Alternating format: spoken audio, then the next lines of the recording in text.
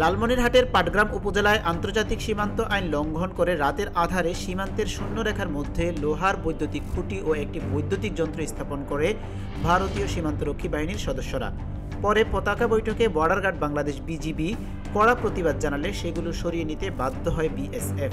তো এখান ধরে গত 2 দিন ধরে বিএসএফ এখানে কাঁটাতারে বেড়া দেওয়ার জন্য মাটির খনন কাজ করছিল।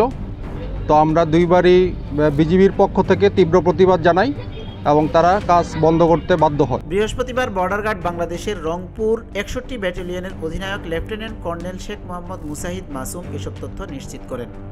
এর আগে মঙ্গলবার 7 জানুয়ারি মধ্যরাতে লালমনিরহাটের পাটগ্রাম উপজেলায় পাটগ্রাম ইউনিয়নের সীমান্তের শূন্যরেখার মধ্যে লোহার বৈদ্যুতিক খুঁটি ও একটি বৈদ্যুতিক যন্ত্র স্থাপন করে বিএসএফ।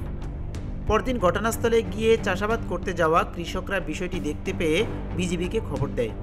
বিজিবি বিএসএফের নিকট তীব্র প্রতিবাদ জানিয়ে দ্রুত বৈদ্যুতিক খুঁটি ও যন্ত্র সরিয়ে নিতে বলে এবং পতাকা বৈঠকের আহ্বান জানিয়ে চিঠি দেয়।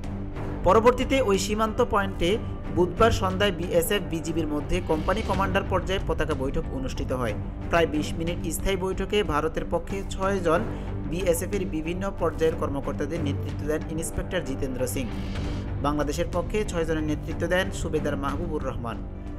বৈঠকে কোনো কিছু না জানিয়ে রাতের আধারে শূন্যরেখার মধ্যে খুঁটি ও যন্ত্র স্থাপন করার প্রতিবাদ জানায় বিজিবি।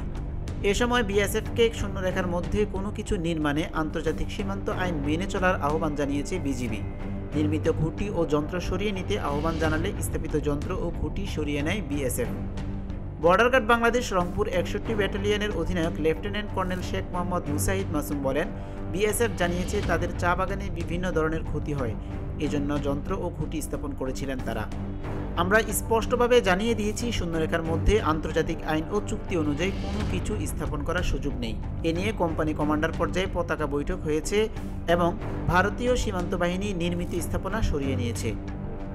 এইচ এম মহিউদ্দিন, অনুসন্ধান নিউজ, ঢাকা।